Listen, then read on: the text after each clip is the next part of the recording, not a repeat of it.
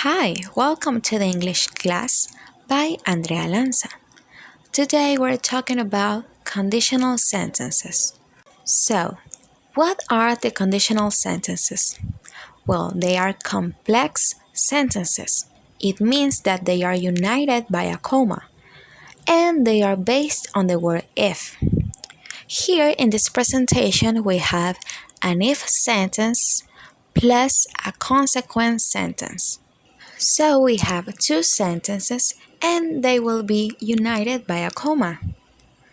But we can change the position of these two sentences.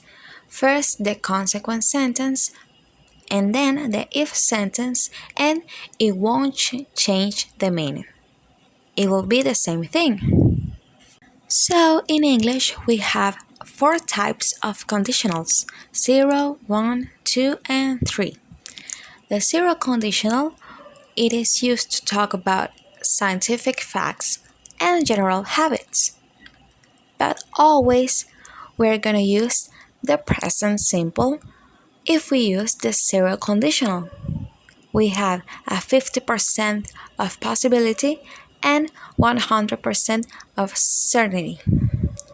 So, for example, we have the sentence, if you heat water to 100% degrees, it boils. Here we are talking about a scientific fact. It's something that is true because it's science. So we use the zero conditional in present simple to describe that fact. Another example we have, if I don't play the piano every day, I play poorly. So we are using the zero conditional in present simple. Also, we can use when instead of if, and it doesn't change the meaning when we are using the zero conditional. For example, we can say, if I don't play the piano every day, I play poorly. But we can also say, when I don't play the piano every day, I play poorly. So we are changing if with when, and it doesn't change the meaning. It means the same thing. Then we have the first conditional. And this conditional, it is used to talk about realistic situation in the present or the future. So always with the first conditional, we're going to use present simple and the future, but with will, can, must, and an imperative form. So we are talking in future, but with the modal verbs. We have a 50% of possibility and 100% of certainty. So we have here an example. If you're free later, we can go for a walk. So we are using the first sentence in present simple and then the other sentence in future, and can is the modal verb. Here we have an example that is a realistic situation. It's something that it can happen. The other example, take a break if you're tired. Here we are not talking in future, but the sentence take a break, it is an imperative form. And then the other sentence, if you're tired, is in present. So this example is likewise the first conditional. As in the zero conditional, we have another way to make a first conditional sentence.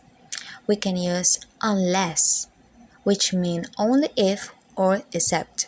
Here we have an example. Unless you hurry up, you won't catch the bus. This is another way, but it is to a first conditional. Another example is, we'll stay at home unless the weather improves.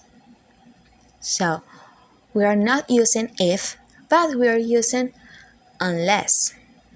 And this is an example of the first conditional using this word. Here in the second conditional, We use it to talk about improbable or impossible situations in the present or future. But in the second conditional, we use the past simple and the modal verbs would or could. We have a minimum possibility and 100% of certainty. Here, as an example, we can say, if she saw a snake, she'd be terrified. So, it's not something that is impossible, but it's improbable that she saw a snake.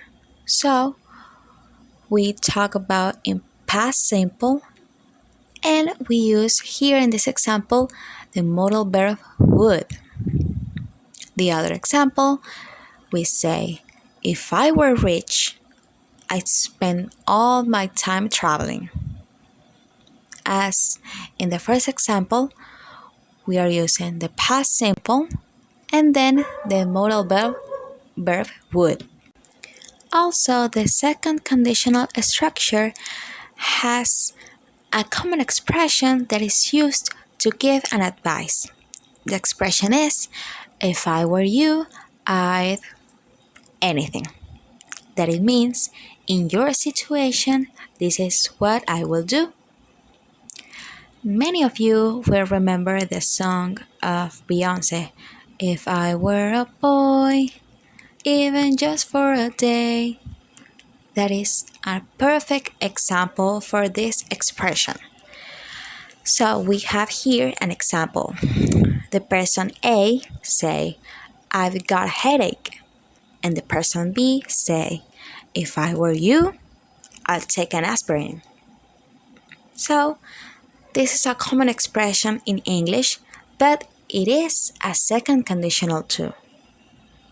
Then we have the third conditional. We use it to talk about impossible situations as in the second conditional in the past, but we often use it to describe regrets. So, as in the second conditional, we're talking past, but we use the past perfect. And then the second sentence, we use it with would have or could have, and then plus the past participle.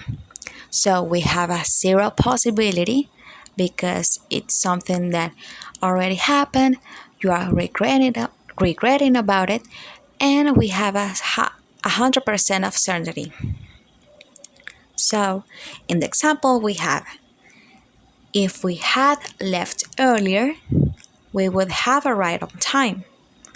So if we had left earlier, we're talking about a regret, something that already happened and it is a bad situation. And then the second sentence, we would have arrived on time. It's something that it could happen, but it didn't happen. And then the other example, you could have helped me if you stayed later. And yes, these were the conditionals. There is something that is called mixed conditionals, that is the second conditional and the third conditional combined, but we will talk about it someday in the future. Now we will take a look about what we have learned. Here we have an example. If you put water in the freezer, it turns into ice. So, do you remember? We're talking about something that is science.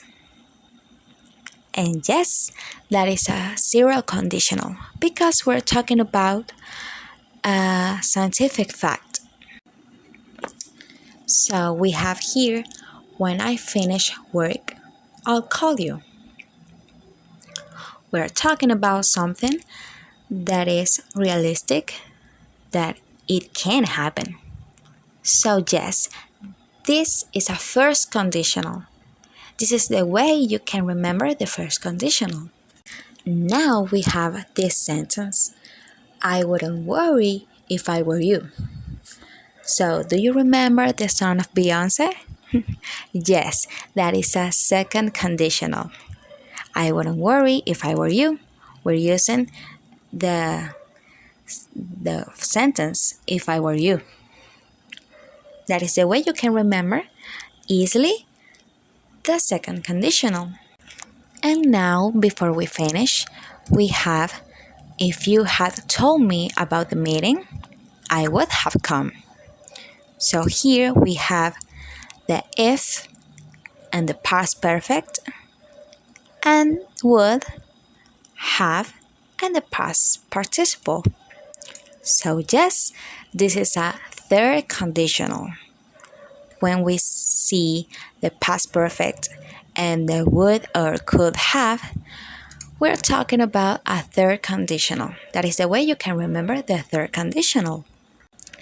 And this is everything for today. Thank you for listening, and I hope you like this class.